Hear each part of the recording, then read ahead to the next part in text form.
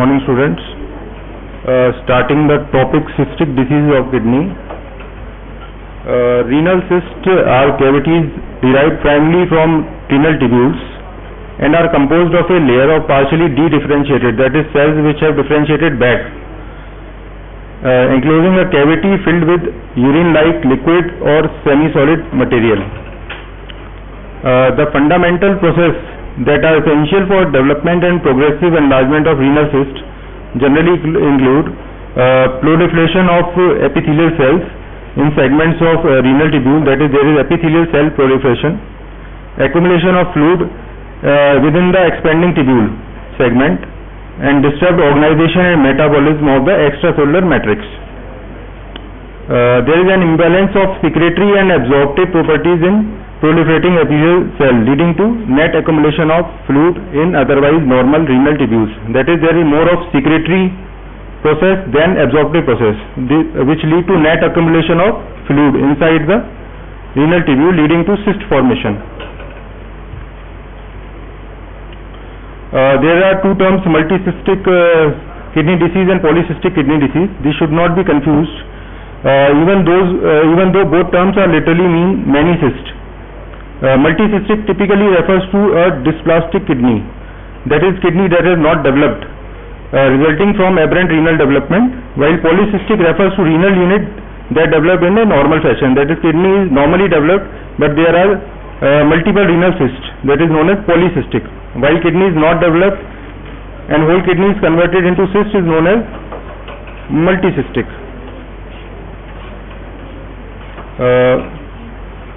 We will now talk with the condition that leads to renal cyst. First is the autosomal dominant polycystic kidney disease. This is a multisystem disorder characterized by multiple bilateral renal cysts associated with cysts in other organs such as liver, pancreas, arachnoid membranes. It is a genetic condition caused by mutation in one of the two genes, PKD1 and 2. And is expressed in an autosomal dominant pattern. The ADPKD proteins known as polycystin 1 for PKD1 gene and polycystin 2 for PKD2 gene. It plays a critical role in normal functioning of the primary cilium in the renal tubules, that is essential to maintain differentiated phenotype of tubular epithelium. ADPKD occurs worldwide and in all races, with the prevalence of genetically affected individuals at birth in ratio of 1:400 to 1:1000. It is a common disease. The disease do not usually manifest before the age of 30 years, and in some patients it is never diagnosed. Renal ultrasound is usually used for pre-symptomatic testing for at-risk individual. For diagnosis, at least 3 renal cysts and 2 cysts in each kidney. At least there is 3 renal cysts unilaterally or 2 cysts bilaterally. For diagnosing patient in the range of 15 to 39 years. The differentiated diagnosis of ADPKD includes the autosomal recessive, that is, this is autosomal dominant, while the its differential diagnosis is autosomal recessive polycystic kidney disease. That is more common in children. Tuberous sclerosis complex, von Hippel-Lindau syndrome, medullary sponge kidney, and simple renal disease, simple renal cyst disease. What are clinical manifestation of ADPKD? Renal manifestations are divided into mostly renal size. The renal size generally increases with age in ADPKD patients, and renal enlargement eventually occurs in 100% of patients with ADPKD, resulting in some patient with a flank mass. Flank mass can be palpable in some of the patients of ADPKD. Cyst contains clear fluid, thick brown material or coagulated blood. Other manifestation could be pain. Pain is common in generally pain present with a dull loin ache. Hemorrhage into a cyst can cause a acute severe pain. Hematuria and cyst hemorrhage can occur. Visible hematuria occurs in up to 40% of the patient with ADPKD over the course of the disease. This is due to cyst hemorrhage is a frequent complication depending on whether the cyst communicate with the collecting system. That is, if cyst ruptures into the collecting system, it can lead to hematuria. UTI and cyst infection. UTI is more common in ADPKD patients, but its incidence may have been overestimated as sterile pyuria is common in these patients. As sterile pyuria, there is only WBCs are seen, no any organism is identified. Nephrolithiasis. Renal stone occurs in up to 20% of patients with ADPKD. Most stones are composed of uric acid or calcium oxalate. Uric acid stones are more common in ADPKD patients than in stone formers without ADPKD. Stone can be difficult to diagnose on imaging.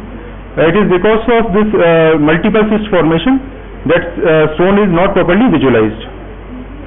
Hypertension is the most common manifestation of ADPKD and major contributor to renal disease progression and cardiovascular morbidity and mortality.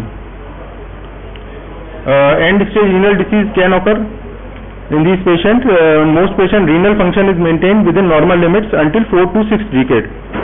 Up to 80% patients are alive with preserved renal function aged 50 years. That is, up to 50 years, there are 80% patients have no such significant problem.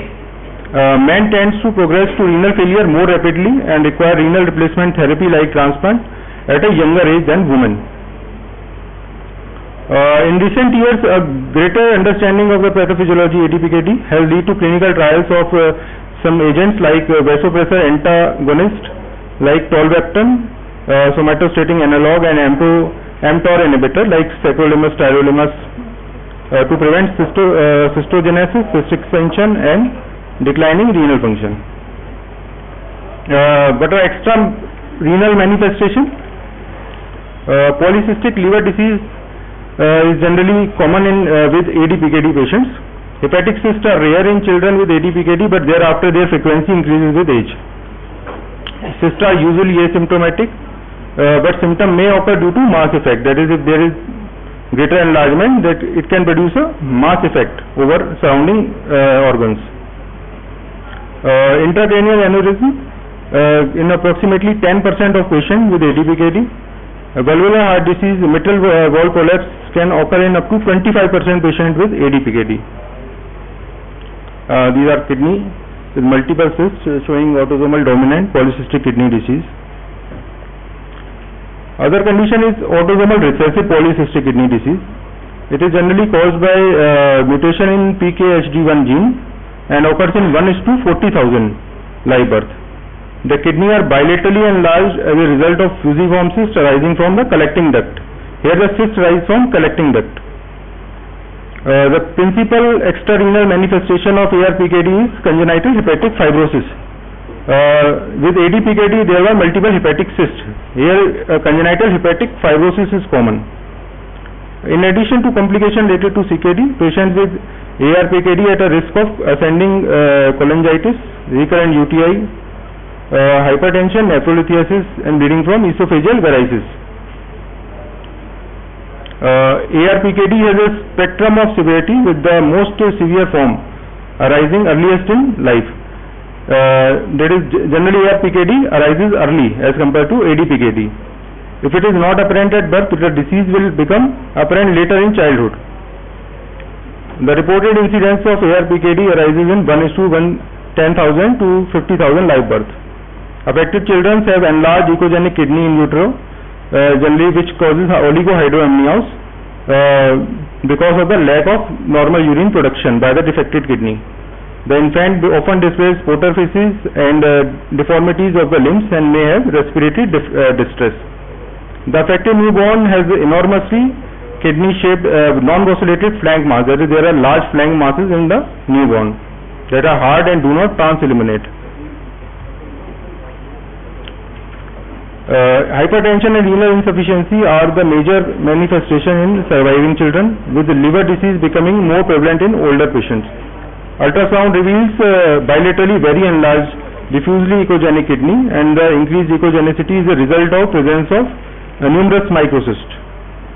Mostly treatment is supportive treatment. This is the difference between this autosomal recessive.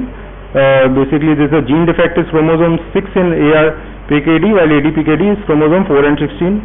Incidence is 1:500 to 1:1100 in ADPKD, while 1:5,000 to 40,000 in ARPKD. while the presentation is generally perinatal or earlier in ARPKD, while ADPKD present late 3rd to 5th decade. Ultrasound finding shows enlarged and grossly enlarged kidney in ARPKD. Liver is generally congenital hepatic fibrosis in ARPKD, while there are multiple hepatic cysts in ADPKD.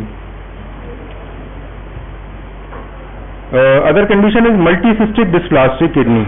Here the kidneys generally do not develop and whole kidney is converted into a multiple cyst. Disease appears on ultrasound as a large reniform mass with non-communicating cyst. The MCDK is functional and usually unilateral. That is, other kidney is normal and usually the condition is unilateral. So the patient basically survives. Why if this condition occurs bilaterally, neonatal mortality is nearly universal. That is, definitely there will be neonatal mortality if the condition is bilateral. Urological anomalies are seen in up to 25% patients with MCDK, including renal hypoplasia, dysplasia. This condition occurs in contralateral kidney, vesicoureteral reflux, uteropelvic junction obstruction. These conditions could occur in contralateral kidney in these patients. Typically, there is gradual reduction in size of the MCDK baby and eventually whole of the kidney involuted over a period of months to year. Multicystic dysplasia is the most common type of renal cystic disease and is the second most. Generally अपन सुनते हैं कि मतलब एक ही kidney है किसी की, तो other condition generally mostly मल्टीसिस्टिक dysplastic kidney होती है जो जनरली कंडीशन इन्वोल्यूट कर जाती है. The contralateral system frequently is abnormal. Contralateral UP0 is found in 3% to 12% of infants, while contralateral vesicoureteral reflux in 18 to 43% of infants. Hydronephrotic kidney, generally those kidneys which are hydronephrotic generally shows some function of DMSA or DTPA scan, while this condition MCDK will not show any function on renal uptake studies. This is the MCDK. The whole of the kidney is converted into cyst-like material. Other conditions are juvenile nephrolithiasis and medullary cystic kidney disease complex. Well, this is MCKD, medullary cystic disease complex. These are part of the similar disease, but juvenile nephrolithiasis generally occurs early and more severe form. MCKD usually is inherited in autosomal dominant fashion and caused by mutation in MCKD1 or MCKD2 gene, while juvenile NPH and MCKD causes polydipsia and polyuria in majority of patients, but not to the extent which occurs in diabetes insipidus patients. One major difference in the two entities is the presence of hypertension. There is no hypertension in juvenile nephrolithiasis, and whereas patients with MCKD can have significant hypertension. Another important difference between the two is that renal failure occurs in juvenile nephrolithiasis at age of 13, that occurs more early, while in MCKD it occurs late. As MCKD is a milder disease, and when it manifests in early adulthood, but it will manifest all patients by age of 50 years. ESRD, end-stage renal disease, in patients with MCKD most often develops in 3rd or 4th decade. 20% of juvenile NPH families have extrarenal manifestation, whereas MCKD is a milder disease, usually affect only the kidneys.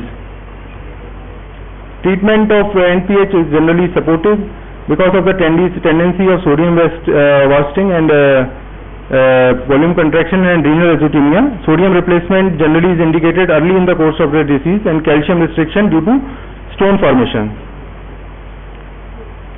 Other condition associated with renal cyst is tuberous sclerosis. Classical tuberous sclerosis has been described as a triad of epilepsy, mental retardation and adenoma sebaceum. Renal cyst may present in the first year of life, and cystic disease may be presenting manifestation of tuberous sclerosis complex disease. Renal cyst develop in approximately 20% of patients and most often manifest before 3 years of age. Other condition is von Hippel-Lindau syndrome. Is an autosomal dominant syndrome manifested with cerebellar and retinal hemangioblastoma. Cysts of the kidneys, pancreas and epididymis can occur, epididymal cystadenoma, pheochromocytoma, and clear cell RCC. VHL disease generally occurs in male and usually after age 50 years. Renal cysts, the most common and often earlier manifestation, are seen in 76% of patients. The cysts are bilateral in 75% patient and multifocal, that is multiple areas of kidney and bilaterally could be involved. Renal cell carcinoma can occur in 50% of affected patients. Other is a benign multilocular cyst. Multilocular cyst means it contains multiple septa which divide it into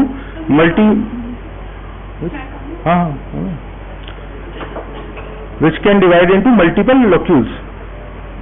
A benign multilocular cyst is a benign non-dysplastic neoplastic lesion that occurs most commonly either before the age of 4 years, most frequently in males, and after the age of 30 years, mostly in females. The only way to determine diagnosis of a multilocular cystic lesion is based on the imaging study or by a surgical excision. The treatment for any multilocular disease even is nephrectomy, because it has chances to develop into a malignancy. So mostly nephrectomy is done. If the lesion is localized enough and there is well preserved normal tissue, then only excision can be planned. This is a multilocular cyst, and there you can see multiple septa dividing into multiple locules.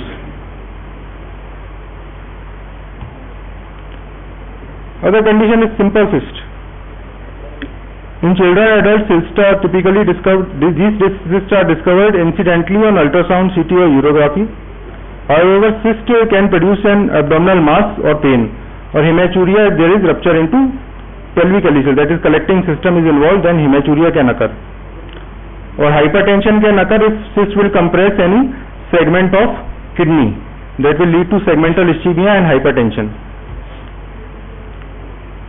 The clinician can safely make the diagnosis of classic benign simple cyst by ultrasound study. If there is absence of any internal echoes are generally produced due to any debris or any material inside the cyst. In simple cyst, there is no any internal echoes. The presence of sharply defined thin distinct wall with a smooth and distinct margin. A good transmission of sound waves. There is no reflection. That is, there is no reflection of sound waves. Spheric or slightly ovoid shape. If these criteria are not met, then CT with contrast study is generally planned. This is a simple cyst in ultrasound study. Here you can see there is absence of any internal echoes. There is no internal echoes. Sharply defined thin distinct wall is there around the cyst. Good transmission of sound waves, that is black color is generally. A spheric or slightly ovoid shape. Other important classification is Bosniak classification. This is very important because to differentiate between simple and complex cyst, as complex cyst has tendency to convert into carcinoma. Category 1 is simple benign cyst. Simple benign cyst we have studied here. Category 2 is generally benign with some radiological concern, like septation will be there, some minimal calcification will be there, but there is no enhancement in category 2. While category 2 have 2F will show the septa have minimal enhancement. Category 3, there is more calcification, more prominent septation, and more likely to convert from benign to malignant. It will require surgical exploration. 1, 2 will not require surgical exploration. While category 4 is clearly a malignant lesion, you will find solid vascular elements inside the cyst, and it will require surgical removal. The condition is medullary sponge kidney. It is characterized by tubular dilation of the distal portion of collecting duct. The collecting duct dilates and will produce the cyst, with numerous associated cysts and diverticula strictly confined to the medullary pyramid. That is, it will not produce a cortical cyst, it basically produce a medullary cyst. These dilated ducts have the appearance of bristles or a brush, and often more ectatic and filled with calcification, giving an suggestive of bucket of flowers. In general, classic IVP is more sensitive. This is the few of the condition in which intravenous urography is more sensitive than CT. This is contrast enhanced study of this medullary sponge kidney. Basically showing characteristic papillary blush.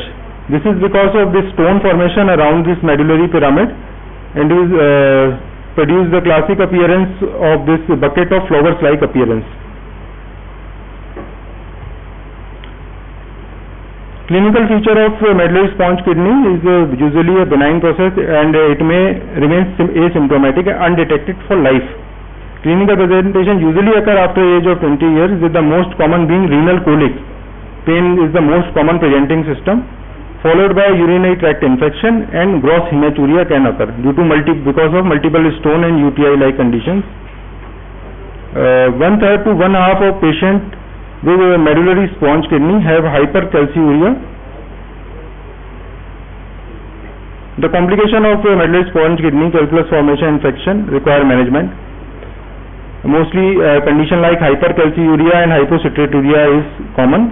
For this treatment with potassium citrate, as there is hypocitraturia, so potassium with citrate is generally given, and calcium is generally stopped in these patients. Because infection are not unusual in patients with medullary sponge kidney, especially stones are present, culture, generally urine culture should be obtained, and long-term prophylaxis should be considered in some patients. Infection by Coagulase positive staphylococci is generally common and should be treated accordingly. Acquired renal cystic disease. Acquired renal cystic disease is defined as bilateral cystic renal changes. These are more common in patients with end-stage renal disease or patients who are undergoing dialysis. For this, a minimum of 3 cysts in each kidney is required for diagnosis. The disease entirety was first described in 1977. However, it soon became apparent that the disorder is more common in patients receiving peritoneal dialysis. Clinical feature: most patients with ARCD are asymptomatic. The majority of clinical manifestations result from spontaneous bleeding into one or more of the cysts, making the most common presentation is loin pain because of bleeding into the cyst. Hematuria can occur. Bleeding occurs as many in 50% of the patient. Overall, the incidence of renal malignancy in these patients is particularly high, up to 5 to 50 times greater than general population. The risk factor for tumor development include male gender, duration of dialysis, and kidney weight, but not type of dialysis. That is, if peritoneal dialysis is there or vascular dialysis is there, it will not affect. This condition can develop in any type of dialysis. Treatment: bleeding episodes are often treated conservatively with bed rest and symptom control. Persistent bleeding and pain, however, may require nephrectomy or renal embolization. Generally, the treatment is basically the cyst usually regresses with transplantation. Generally, renal transplantation only can regress these cysts. Even when this occurs, there is still some suggestion that risk of RCC is still there even after renal transplant. Other condition is sporadic glomerulocystic kidney disease. Not very common. The term glomerulocystic means that cysts of the glomeruli or Bowman capsule are there. This generally clinical significance is only that it is to be indistinguishable. Basically, the disease indistinguishable with other disease like autosomal dominant polycystic kidney disease or familial hypoplastic glomerulocystic disease.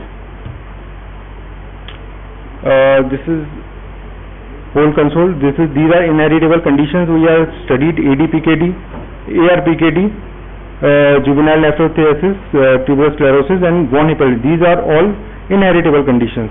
While the other conditions like multicystic dysplastic kidney, benign multilocular cyst, simple cyst, medullary sponge kidney, these are non-inheritable conditions. Thank you.